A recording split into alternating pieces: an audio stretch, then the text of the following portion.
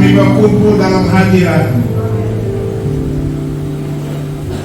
Karena di dalam hadirat-Mu lah Tuhan, kami mendapatkan keselamatan, kami mendapatkan pembebasan, kami mendapatkan kesembuhan, kami mendapatkan berkat-berkat yang berlimpah. Terima kasih Bapa buat hadirat-Mu di tempat ini. Terima kasih Tuhan buat umat-Mu yang Kau kumpulkan di sini. Berkatilah umat-Mu dengan firman-Mu Tuhan. Berkaryalah di tengah-tengah kami Tuhan. Muliakanlah nama-Mu Tuhan. Kami datang Tuhan dengan jiwa yang dahaga. Puaskanlah kami Tuhan. Puaskanlah kami. Firman-Mu adalah makanan. Berilah firman-Mu kepada kami, maka kami akan hidup. Terima kasih Tuhan. Kami serahkan acara ini ke dalam tangan-Mu Bapa, di dalam nama Tuhan Yesus Kristus kami berdoa. Amin.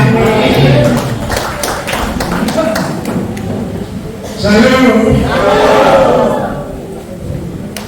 Senang sekali berada di tengah-tengah umat Tuhan, kesayangan Tuhan.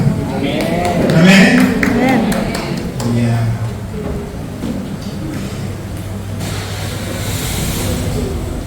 Kami persekutuan Tuhan Yesus memang baik, mengucapkan syukur kepada Tuhan Yesus yang memberi kesempatan ini kepada kami, juga kepada Ibu Pastor Ike yang mengundang kami di tengah-tengah umat kesayangan Tuhan.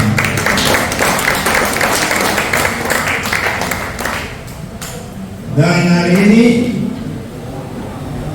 biarlah Tuhan yang berbicara.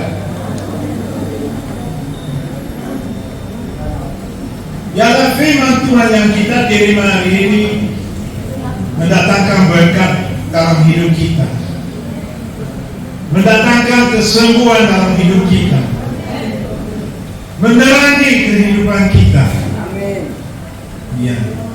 Hari ini adalah hari yang istimewa.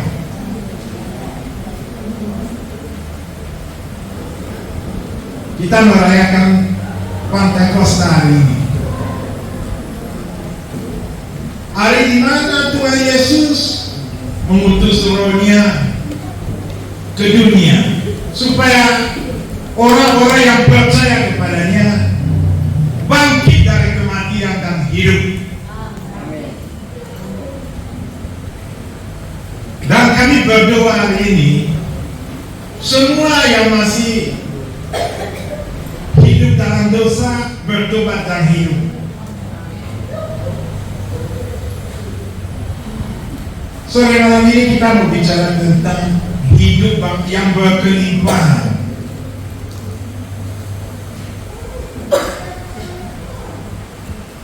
Kenapa kita berani berbicara tentang hidup yang berkelimpahan?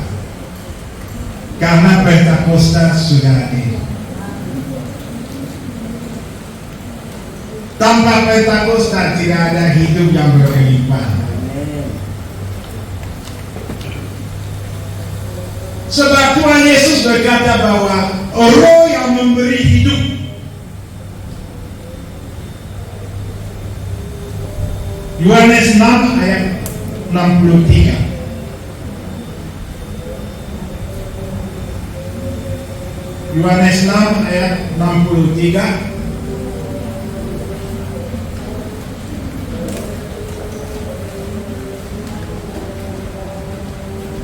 Roh yang memberi hidup, daging sama sekali tidak berguna. Perkataan-perkataan yang kukatakan kepadamu adalah roh dan hidup. Amin. Siapa yang mau hidup yang berkelimpahan? Kok cuma 2-3 orang? Yang lain tak mau. Siapa yang mau hidup yang berkelimpahan? Hiduplah menurut roh, bukan menurut daging. Amin. Ya. Waktu kita datang kepada Yesus, kita datang dalam keadaan sudah mati karena dosa. Orang yang hidup dalam dosa sudah mati walaupun dia berjalan. Hanya di dalam Yesus Kristus kita mendapatkan pengampunan dosa. Dan kita dibangkitkan kembali. Kita dibangkitkan kembali waktu Roh Tuhan masuk di dalam hati kita. Kita dilahirkan kembali. Dan kita mulai hidup. Amin. Amin.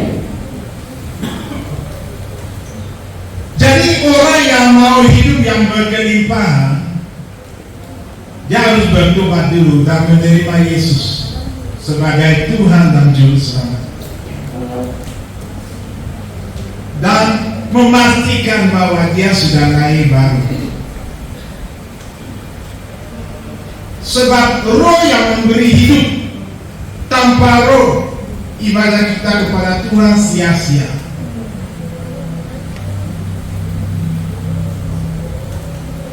Jadi kalau kita bicara kelimpahan, kita bicara tentang Roh, bukan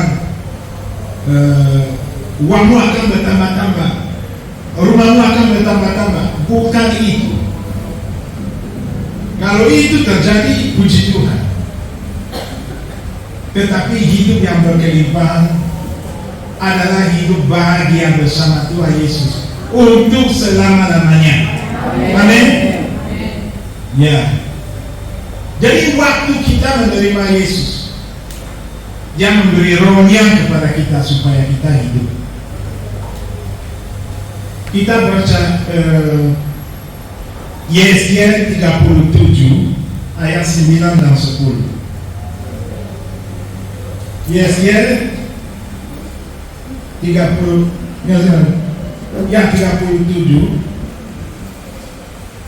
ayat 9 dan 10. Maka firman-Nya kepadaku, bernubuatlah kepada nafas hidup itu. Bernubuatlah, hai anak manusia, dan katakanlah kepada nafas hidup itu, beginilah firman Tuhan Allah, hai nafas hidup, datanglah dari keempat penjuru angin, dan berembuslah ke dalam orang-orang yang terbunuh ini, supaya mereka hidup kembali. Amin. Ayat yang ke-10. Lalu aku berbuat seperti diperintahkannya kepadaku, dan nafas hidup itu masuk di dalam mereka, sehingga mereka hidup kembali. Mereka menjejakkan kakinya suatu tentara yang sangat besar. Amin. Kita dihidupkan kembali waktu Roh Tuhan masuk di dalam diri kita. Kapan Roh itu masuk? Waktu kita mendengarkan firman Tuhan dan percaya dengan segenap hati.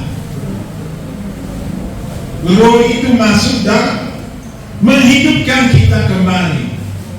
Dan karena kita dihidupkan kembali, kita bisa memikirkan kelimpahan. Sebelum dihidupkan kembali, jangan memikirkan kelimpahan. Waktu Roh Tuhan masuk di dalam diri kita, Dia memperbaiki keadaan kita. Sebelum Tuhan memberi kelimpahan kepada seseorang, Dia memperbaiki kehidupan orang itu dulu. Karena Roh yang masuk di dalam diri kita memerdekakan kita dari dosa, memerdekakan kita dari roh jahat, memerdekakan kita dari dunia, memerdekakan kita dari maut. Amin. Kemerdekaan ini membawa kita lebih dekat kepada Tuhan, lebih mencari Tuhan. Karena kalau hati belum bebas, Hati itu gak bisa beribadah kepada Tuhan dengan sungguh-sungguh. Hanya hati yang bebas yang dapat beribadah kepada Tuhan. Dan Tuhan Yesus datang supaya kita dibebaskan beribadah kepadanya. Lukas 1 ayat 74-75.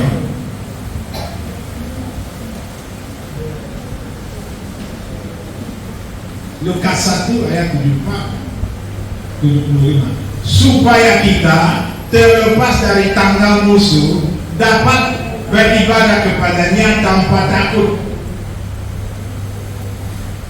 dalam kekudusan dan kebenaran di hadapannya seumur hidup kita. Amin. Amin.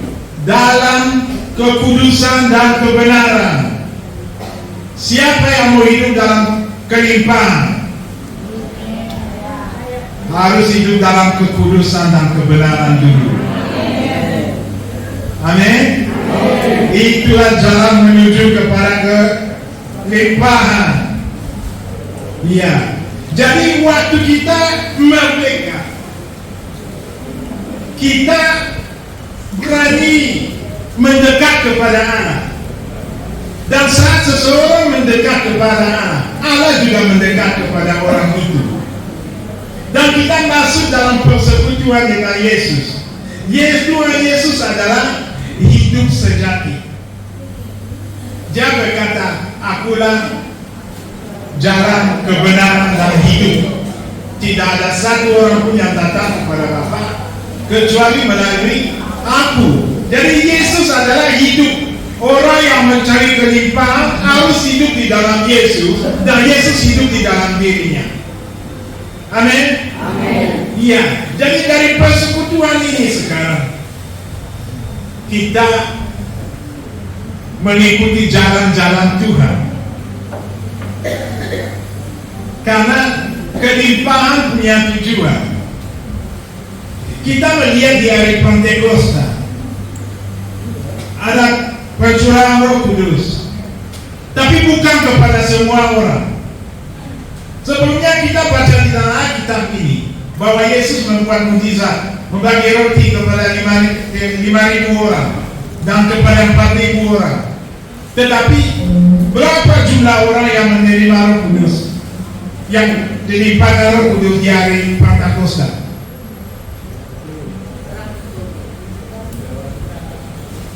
120. Pertanyaan kita yang lain di mana?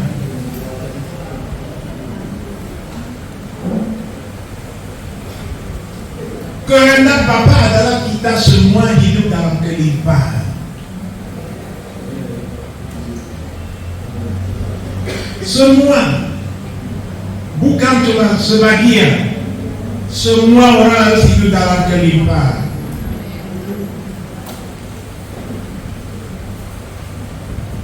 Tetapi kelimpahan tidak dapat datang begitu saja. Kita buka 1 Korintus 15 ayat 21.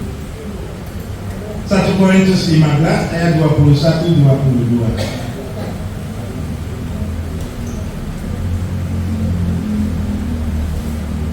Sebab sama seperti maut datang karena satu orang manusia, demikian juga kebangkitan orang mati datang karena satu orang manusia. Karena sama seperti semua orang mati dalam persekutuan dengan Adam, demikian pula semua orang akan dihidupkan kembali dalam persekutuan dengan Kristus. Amin. Amin. Artinya apa, saudara? Kita wajib mempunyai persekutuan dengan Yesus. Kita telah menerima Yesus, tetapi apakah kita mengenal Yesus? Orang yang mau hidup kekal, orang yang mau hidup dalam kelimpahan, dia harus menyatu dengan Yesus. Menyatu dengan Yesus dalam kekudusan dan kebenaran. Artinya dia harus belajar taat kepadanya, melakukan kehendaknya. Karena kita ini diselamatkan oleh kasih karunia. Pengangkatan juga datang oleh karena kasih karunia. Promosi datang karena kasih karunia. Berkat datang karena kasih karunia. Tetapi Allah melihat hati setiap orang, baru dia memberi kelimpahan. Kita lihat bahwa Yesus pada saat dia melayani di muka bumi ini, banyak, kalau dia pergi kemana-mana banyak orang. Tetapi pada hari Pentakosta dia memberi rohnya hanya kepada 120 orang. Saudara, kita bisa menjadi pengikut Yesus, tetapi Tuhan Yesus tidak menolak kita. Dan itu sayang sekali.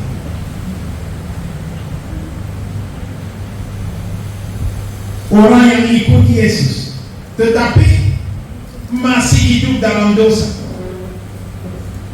dari kelakuannya dia menyangkal Yesus. Dan orang seperti itu tidak akan menerima hidup dalam segala kelimpahan. Tidak, saudara. Tidak. Kita buka Yohanes 10 ayat 10.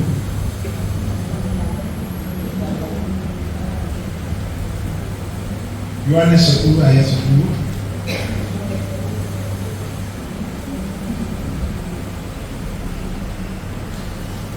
Yohanes Itu Yesus. Pencuri datang hanya untuk mencuri dan membunuh dan membinasakan. Aku datang supaya mereka mempunyai hidup dan mempunyainya dalam segala kelimpahan. Amin. Jadi kita lihat di sini ada dua tahap. Aku datang supaya mereka mempunyai hidup dan mempunyainya dalam segala kelimpahan. Artinya orang yang sudah menerima hidup, dia akan juga menerima kelimpahan. Tergantung apa yang dia kerjakan dengan hidup yang dia terima. Ada perhitungan.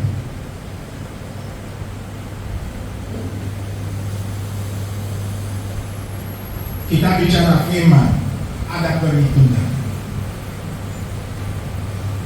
Kasih karunia yang kita terima, ada hari pertanggungjawaban.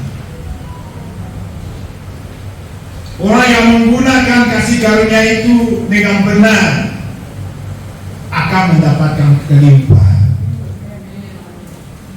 Tetapi orang yang tidak menggunakan itu dengan benar, kasih karunia itu menjadi sia-sia dalam hidupnya. Kita baca firman Tuhan.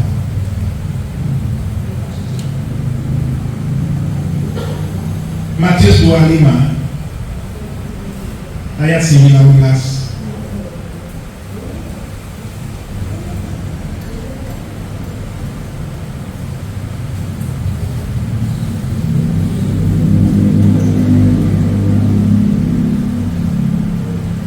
Lalu sesudah itu pulanglah tuan hamba-hamba itu lalu mengadakan perhitungan dengan mereka.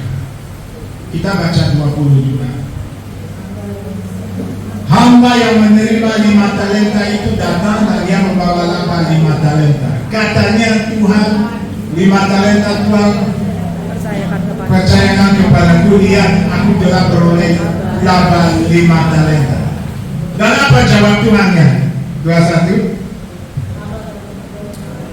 Maka tuannya itu kepadanya, baik sekali perbuatanmu itu, hai hambaku yang baik dan setia. Engkau telah setia dalam perkara kecil, aku akan memberikan kepadamu tanggung jawab dalam perkara yang besar. Masuklah dan turunlah dalam kebahagiaan Tuhanmu. Amin. Iya, dia setia dalam perkara yang kecil. Roh Tuhan yang kita terima pada saat kita lahir baru, itu harus menjadikan kita orang bukan cuma orang baik, tapi orang yang benar, orang yang berkenan kepada Allah. Sebab ada hari perhitungan. Tidak ada orang yang menerima Roh Kudus tanpa menerima yang menerima kasih karunia tanpa menerima karunia. Di dalam setiap kasih karunia ada karunia. Ya. Dan tanggung jawab kita adalah menemukan karunia itu dan dipakai untuk melayani Tuhan. Dalam level yang Tuhan berikan itu, yang kecil itu, harus dipakai.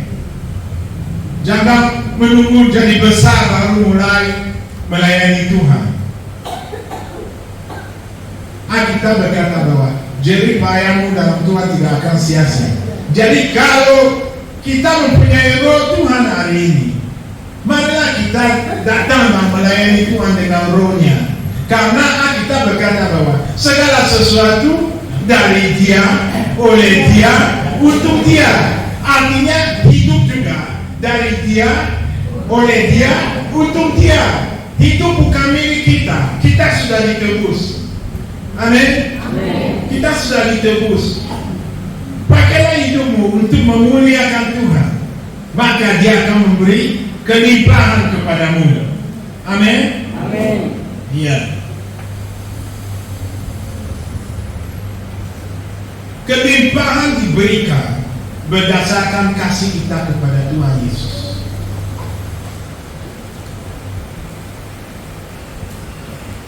Apakah kita mengasihi Tuhan Yesus?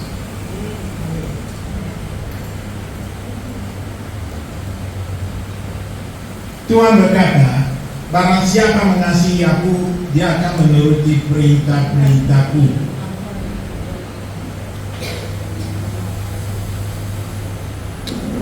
Menuruti perintah-perintah Tuhan artinya apa? Hidup berdasarkan iman, bukan berdasarkan keadaan. Hidup mengikuti Kristus adalah hidup walaupun tidak ada uang di dompet, walaupun tubuh sakit, walaupun banyak tantangan, Tuhan tetap Tuhan. Amin. Bukan sudah itu yang namanya hidup menuruti firman-Nya. Kadang-kadang karena Tuhan tidak pernah berjanji bahwa hidup kita selalu. Tetapi Dia berjanji menyertai kita dimanapun kita pergi. Amin. Jadi kasih kita kepada Tuhan Yesus yang akan melayani kita untuk menerima kelimpahan daripadanya. Kalau orang tidak menghargai apa yang kita berikan kepadanya, apakah kita berani memberi kelimpahan kepada orang itu? Tidak mungkin. Tidak mungkin. Dan dalam hal ini Tuhan tidak memandang muka. Tuhan menilai segala sesuatu berdasarkan kebenaran. Karena itu banyak orang, mungkin juta orang yang mengikuti Yesus selama 3 tahun dia berpelayanan, tapi dia memberi roh cuma kepada 120 orang. Tuhan yang sama yang membawa Israel keluar dari Mesir, dihitung laki-lakinya sekitar 600.000 orang, tetapi dia membawa 2 orang masuk ke Kanaan. Kanaan itu adalah tempat kelimpahan, tanah yang berlimpah susu dan madu. Karena di dalam Kristus kita keluar supaya masuk,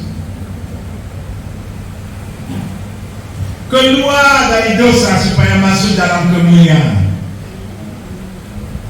Keselamatan tidak sempurna sebelum kita masuk dalam kemuliaan Allah. Karena kita berkata bahwa Semua orang telah berbuat dosa dan kehilangan kemuliaan Allah. Artinya keselamatan apa? Waktu seseorang kembali dalam kemuliaan Allah. Waktu dia sudah tidak kehilangan kemuliaan Allah. Waktu dia kembali ke dalam. Tapi pertanyaan kita sekarang, kita ini Kristen, apakah kita sudah kembali dalam kemuliaan Allah?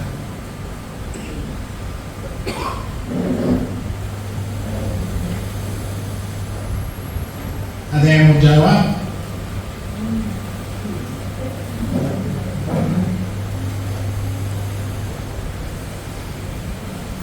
Kita sudah diselamatkan, sedang diselamatkan, akan diselamatkan. Rasul Paulus berkata, kerjakan keselamatanmu dengan takut dan gentar. Kenapa? Karena Allah tidak memandang muka. Memang keselamatan awalnya gratis, tetapi setelah itu prinsip Tuhan adalah Dia memuaskan jiwa yang ada. Tuhan akan melihat hati yang sungguh-sungguh rindu akan surga, baru membawa orang itu masuk surga.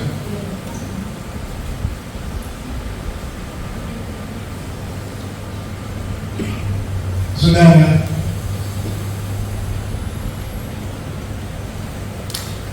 kalau orang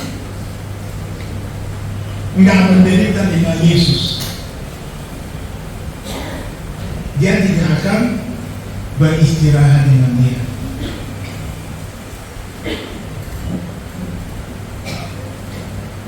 Hidup yang diberikan Tuhan kepada kita waktu kita menjadi percaya membawa kita masuk dalam satu proses.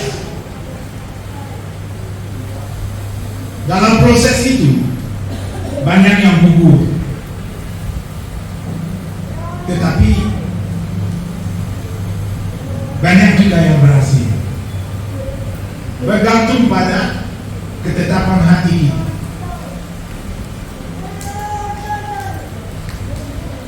Kita mau hidup selamanya atau kita mau hidup enak hari ini dan kehilangan hari-hari esok. Semua kembali kepada kita. Tuhan Yesus disebut gembala dan kita disebut pengikutnya. Artinya Tuhan Yesus selalu di depan, kita selalu di belakang, mengikuti Dia. Orang yang tak fokus kepada Yesus, dia akan kehilangan jejak Yesus. Dia akan tenggelam dalam dosa lagi. Orang yang fokus pada keadaan yang situasinya, dia akan kehilangan jejak Yesus. Sebagai orang percaya, banyak keluhan dalam hidup kita. Ya, kenapa? Karena kita punya masa depan yang penuh harapan. Jadi iblis membuat hidup kita lebih susah daripada hidup orang biasa. Tetapi tidak apa-apa. Tuhan Yesus telah menang atas itu, atas iblis.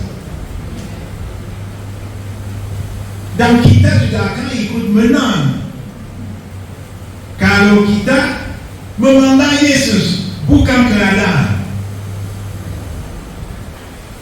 Amin.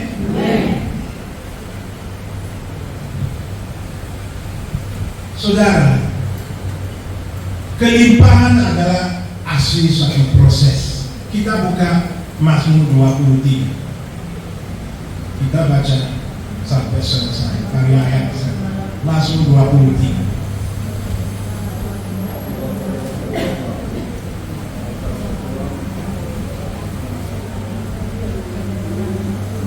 Mazmur Daud, Tuhan adalah gembalaku, takkan kekurangan aku. Dia membaringkan aku di padang yang berumput hijau. Dia membimbing aku ke air yang tenang. Dia menyegarkan jiwaku. Dia menuntun aku di jalan yang benar oleh karena namanya. Sekalipun Aku berjalan dalam lembah kekelaman. Aku tidak takut bahaya, sebab Engkau besertaku. Gadamu dan tongkatmu itulah yang membuatku. Engkau menyediakan hidangan bagiku di hadapan lawanku. Engkau mengurapi kepalaku dengan minyak, pialaku penuh melimpah. Sampai sini saja. Kapan dia mengurapi kepala kita?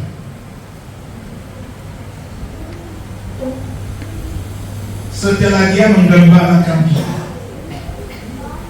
setelah kita melewati lembah kekelaman, setelah dia membaringkan kita ke padang yang berumput hijau, setelah dia membawa kita ke air yang tenang,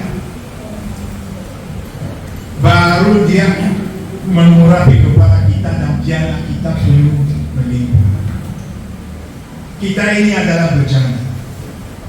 Hidup dalam kelimpahan adalah hidup penuh dengan Roh Kudus. Karena oleh Roh Kudus Allah menciptakan dunia ini. Orang yang penuh dengan Roh Kudus dia bisa dia bisa apa saja.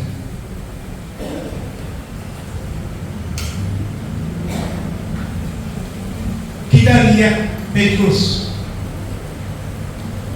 salah satu orang yang diurapi di antara 120 ini. Satu kali khotbah 3.000 orang bertobat. Kenapa khotbah Petrus beda dengan khotbah orang lain? Karena dia mempunyai hidup dalam segala kelimpahan. Kelimpahan itu adalah orang yang penuh dan punya lebih. Betul? Ya. Jadi kalau kita jadi Kristen yang tidak punya lebih, di mana? Dampak kita sedikit juga. Tuhan tidak mau seperti itu. Dia mau kita hidup dalam kelimpahan. Roh Kudus yang turun 2000 tahun yang lalu tidak pernah naik ke surga lagi. Masih ada. Dia mencari bejana-bejana yang haus untuk dipenuhi. Apakah Bapak, Ibu adalah bejana yang haus itu? Bukan soal amin.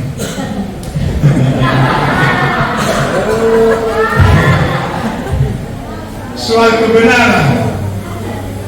Karena kalau kita berkata amin, artinya kita sudah hidup dalam kebenaran dan kekudusan. Dan Tuhan tahu siapa yang hidup dalam kebenaran. Tuhan tahu siapa yang hidup dalam kekudusan. Dan dia akan memenuhi orang itu dengan Roh-Nya yang kudus. Dan orang itu akan menjadi orang luar biasa. Amin. Ya, bukankah Tuhan berkata bahwa kita ini adalah terang dunia? Kita sudah jadi terang di mana?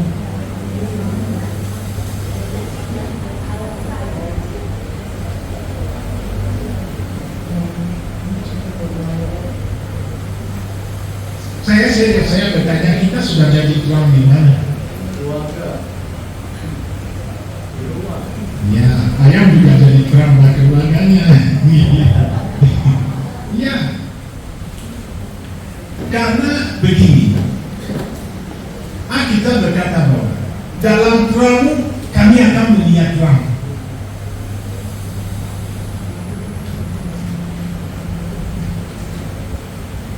Mazmur 36.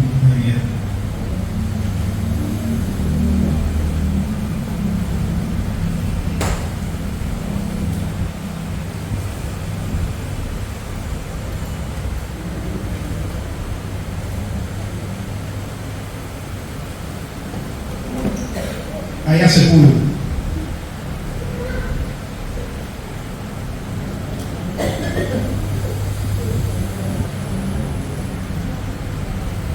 Sebab padamu ada sumber ayat, di dalam terangmu kami melihat terang. Artinya, dan Tuhan Yesus sendiri berkata, akulah terang dunia. Artinya apa? Standar Yesus adalah standar kita. Akulah terang dunia, kamulah terang dunia.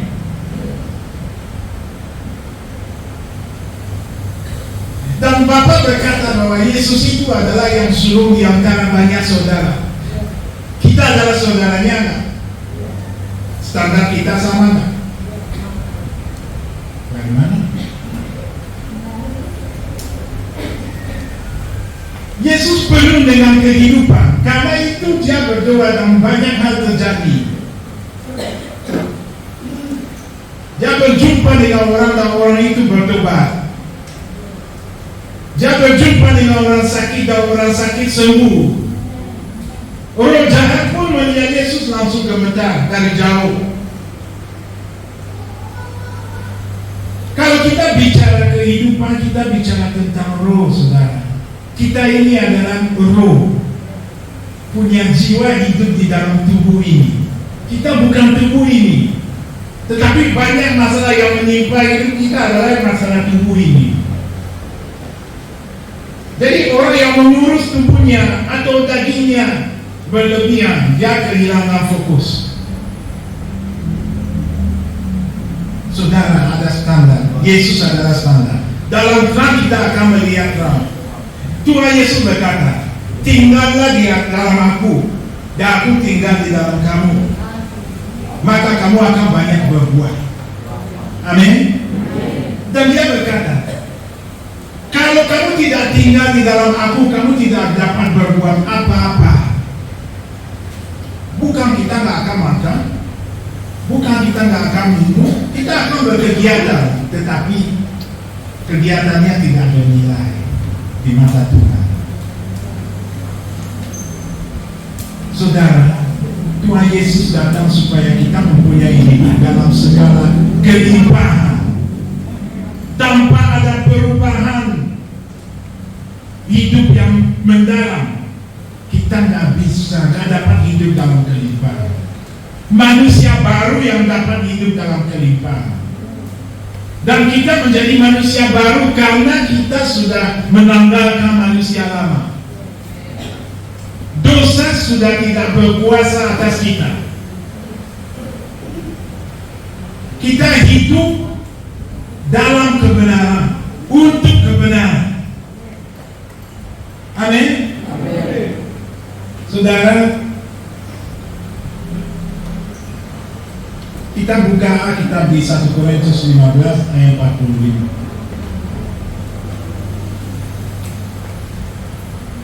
1 Korintus 15 ayat 45.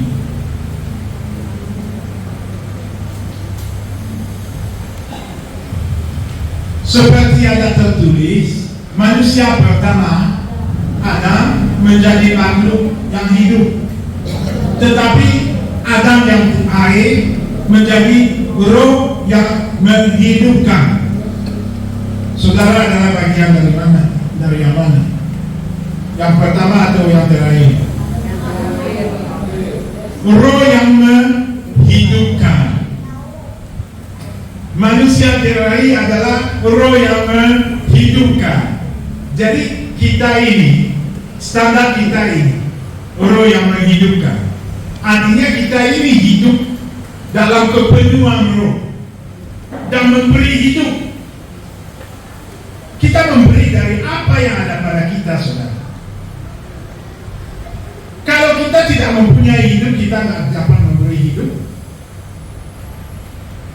Jadi cuma ada dua manusia di dunia ini. Manusia yang hidup menurut Adam yang pertama, atau manusia yang hidup menurut Adam yang terakhir, yang itu Kristus, yaitu Kristus. Dan yang terakhir adalah roh yang menghidupkan, kata firman Allah. Artinya hidup kita harus berbuah, saudara. Setiap saat. Kita ini adalah solusi bagi seseorang di dunia ini. Kedatangan kita ke dunia sudah diatur oleh Tuhan supaya kita menjadi berkat. Tapi kita akan menjadi berkat kalau kita tetap ada di dalam Kristus. Karena Kristus yang bekerja di dalam kita untuk menjadikan kita berkat. Tanpa Yesus kita kita tidak dapat berbuat apa-apa. Persekutuan dengan Tuhan Yesus adalah awal, pertengahan, dan akhir hidup di muka bumi.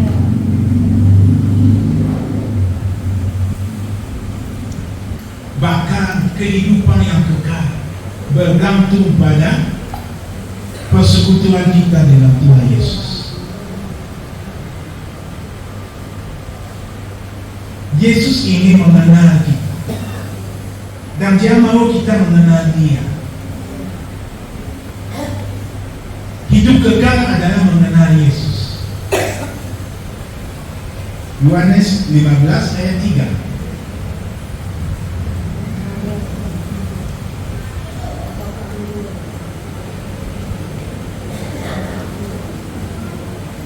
Ayat 17 ayat 3. Yohanes 17 ayat 3. Inilah hidup yang kekal itu, yaitu bahwa mereka mengenal Engkau satu-satunya Allah yang benar, dan mengenal Yesus Kristus yang telah Engkau utus. Amin. Artinya apa? Kalau kita ada di gereja dari pagi sampai malam, dari malam sampai pagi, tetapi tidak mengenal Yesus, sia-sialah ibadah kita kepadanya. Dan bagaimana kita tahu kita mengenal Yesus?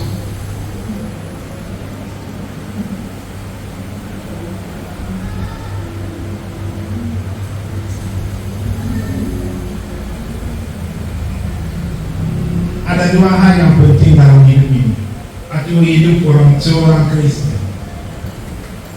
Ada kebenaran, ada kasih. Inilah hidup yang kekal itu, yaitu bahwa mereka mengenal Engkau satu-satunya Allah. Allah adalah kasih, dan mengenal Yesus Kristus. Yesus Kristus adalah kebenaran. Orang yang hidup dalam kasih dan kebenaran, dialah yang berhak penuh masuk dalam kemuliaan Tuhan. Dan dua hal ini berjalan bersama. Orang tidak mungkin berkata, aku benar, tetapi tidak mengasihi saudaranya. Karena kekristenan bukan teori, tetapi perbuatan. Kalau kita hidup di dalam Kristus, pekerjaan Kristus akan nampak dari kehidupan kita setiap hari, setiap saat. Dan kalau kita mengerjakan pekerjaan Kristus, kita juga harus mempunyai karakternya. Allah itu kudus. Barang siapa mau datang kepadanya harus kudus juga. Kita akan menjadi kudus kalau kita membiarkan firman Tuhan menyucikan kita. Artinya apa? Mengubah kita. Kita harus bersedia diubah oleh Tuhan Yesus. Tuhan Yesus mau mengubah kita dan menjadikan kita serupa dengan Dia. Amin. Karena Dia mau memberi hidup kepada kita dalam segala kelimpahan. Dan prinsipnya apa, saudara? Prinsip kelimpahan adalah barang siapa mempunyai, kepadanya akan diberi. Tetapi orang yang tidak mempunyai, apa saja yang ada padanya akan diambil daripadanya. Saudara mau diambil yang ada pada saudara? Gunakanlah yang saudara punya dengan baik-baik. Amin. Orang yang mempunyai, kepadanya akan ditambah, dan dia akan mempunyai kelimpahan. Itu firman Tuhan. Tetapi orang yang tidak mempunyai, apa saja yang ada padanya akan diambil. Saudara, Tuhan Yesus mau memenuhi kita dengan Roh Kudus supaya kita menjadi berkat. Berkat yang tertinggi adalah keselamatan, saudara. Waktu kita sudah menjadi alat keselamatan bagi Tuhan, kita sangat diberkati. sangat diberkati. Waktu Tuhan sudah bisa memakai tangan kita, mulut kita, apa saja dari kita memberkati orang lain, dan orang itu mendapatkan keselamatan. Itu berkah yang tertinggi, saudara. Karena begini, kalau berkat jasmani, orang bisa memberkati kita hari ini, besok kita bisa lebih besar daripada dia dan membalikan itu kepada dia 10 kali. Tetapi orang yang menyelamatkan kita nggak bisa membalikan itu kepada dia karena dia sudah selamat pada saat dia menyelamatkan kita. Artinya apa? Setiap kali Tuhan Yesus melihat orang itu, dia ingat akan kita. Dan itu menjadi ubah bagi kita di surga. Kita belajar dari Alkitab bahwa Tuhan itu mengambil roh dari Musa dan membagi kepada 70 orang. Apakah Musa kekurangan roh? Enggak, saudara. Semakin kita memakai apa yang Tuhan berikan kepada kita untuk menjadi berkat kepada orang, itu bertambah-tambah dalam hidup kita, bukan berkurang. Dari apapun yang kita punya, saudara, pakailah untuk menjadi berkat. Apapun, saudara, kerjakan keselamatanmu dengan takut dan getar. Amin. Oke. Perhatikan, saudara. Dari 120 orang yang menerima Roh Kudus itu, yang dipenuhi oleh Roh Kudus, sebelumnya mereka sudah ada Roh Kudusnya.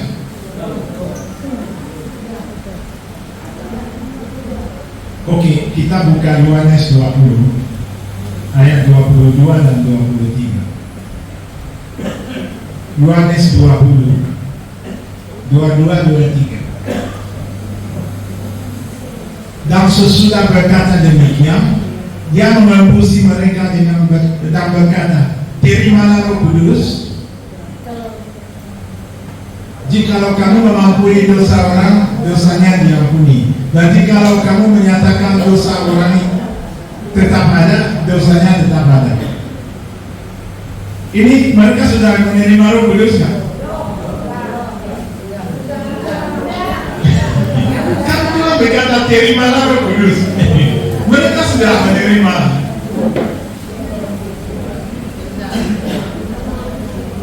Yesus sudah naik ke surga kan? Belum atau belum? Belum kan? Roh hari Pentakosta belum datang. Orang ini sudah terima Roh Kudus. Tetapi Yesus berkata, jangan pergi dari Yerusalem, tunggu di sini sampai kamu dipenuhi oleh Roh. Saudara, jangan cepat puas dengan Tuhan. Masih ada ruang dalam hidup kita yang perlu dipenuhi. Amin. Kita sudah menerima Roh Kudus kita untuk kelimpahan. Mereka menerima, tetapi mereka tidak pergi dari Yerusalem. Dan apa yang terjadi di hari Pentakosta? Roh itu turun. Kita baca Kisah Para Rasul 2 ayat 1 sampai 5.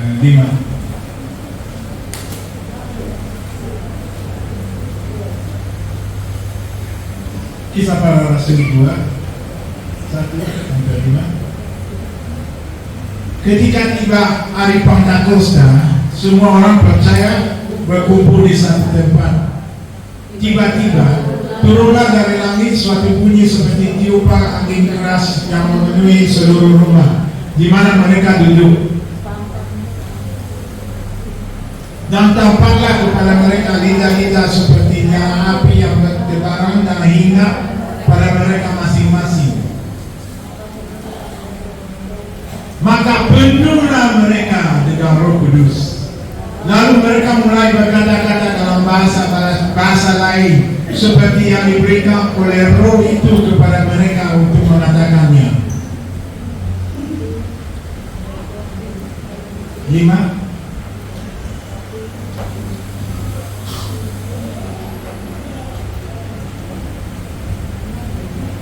ayat 5. Ya.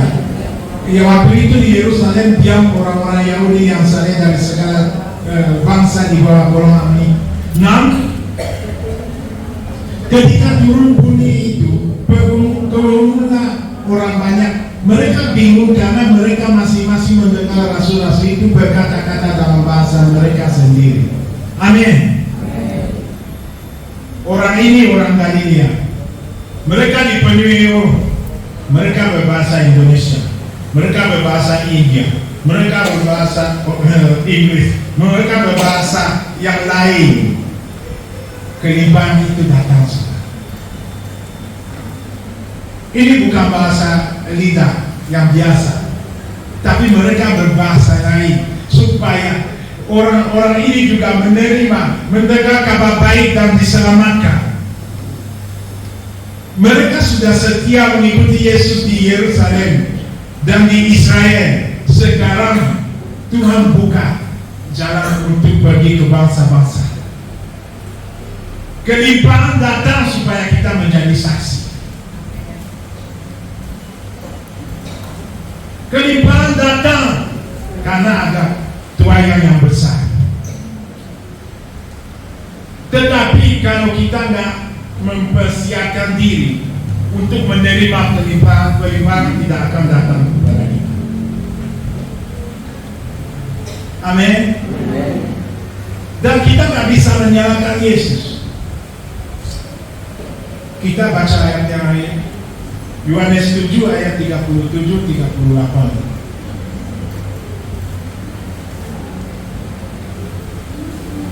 Yohanes 7 ayat 37-38. Oke, pada hari terakhir, yaitu pada puncak perayaan itu, Yesus berdiri dan berseru, "Barang siapa haus, baiklah dia datang kepadaku dan minum. Barang siapa percaya kepadaku, seperti yang dikatakan oleh kitab suci, dari dalam hatinya akan mengalir aliran hidup." Kita bicara hidup dalam segala kelimpahan. 39 ayat 39.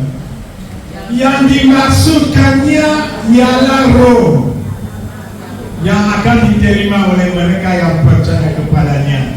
Sebab roh itu belum datang karena Yesus belum dimuliakan. Amin. Akan mengalir aliran sungai atau air kehidupan. Dan yang dimasukkan itu roh. Ini hari Pentakosta. Ingatlah akan hari ini. Bukalah hatimu, dan Tuhan akan memenuhi hatimu dengan rohnya yang kudus. Amin. Kelimpahan itu buat semua orang, bukan cuma buat sebagian orang. Kelimpahan itu buat orang yang mau. Barang siapa mau, barang siapa haus, dialah yang dipenuhi. Amin. Tuhan Yesus memberkati firman-Nya dalam hati kita. Mari kita bangkit berdiri, kita berdoa.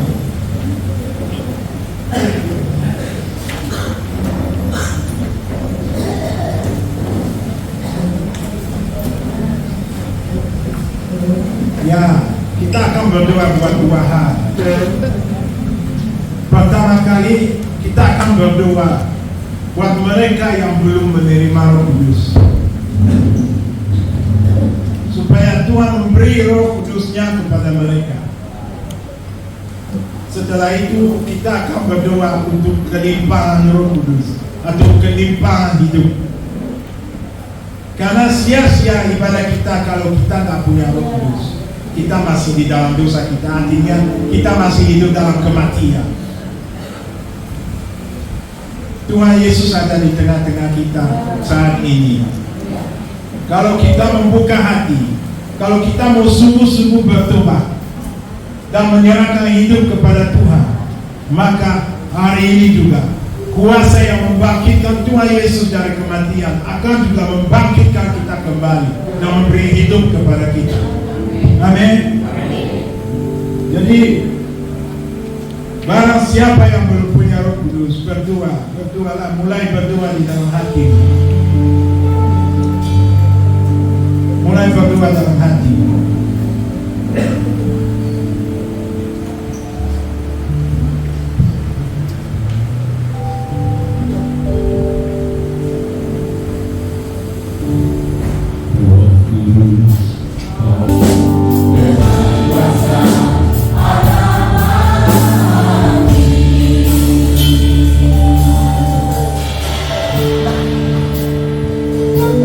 Bapa yang kudus, Engkau melihat hati anak-anakmu yang halus. Kami mohon Tuhan, berilah Roh Kudus-Mu kepada mereka, supaya mereka beribadah kepadamu. Berilah Roh-Mu Tuhan, Roh pertobatan turun saat ini di dalam nama Yesus. Roh pertobatan, Roh pertobatan. Berilah pengampunan kepada anak-anakmu Tuhan. Pengampunan dosa. Pengampunan dosa Engkau berikan Tuhan. Engkau berikan Tuhan. Hati yang keras Tuhan, Engkau ambil dan mengganti dengan hati yang lembut Tuhan. Di dalam nama Yesus. Di dalam nama Yesus. Curahkanlah Roh-Mu Tuhan. Curahkanlah Roh-Mu. Curahkanlah Roh-Mu dalam hati anak-anakmu yang haus dan lapar akan Engkau. Berilah keselamatan-Mu kepada umat-Mu Tuhan. Di dalam nama Yesus. Di dalam nama Yesus. Di dalam nama Yesus. Ya. Sekarang kita berdoa. Kamu yang telah hidup dalam kebenaran, kamu yang rindu dipenuhi lebih, buka hatimu kepada Tuhan. Katakanlah kepada Tuhan, inilah aku Tuhan, penuhilah aku Tuhan. Aku mau lebih Tuhan, Roh-Mu. Lebih Tuhan, lebih lagi Tuhan. Di dalam nama Yesus, curahkanlah Roh-Mu Tuhan.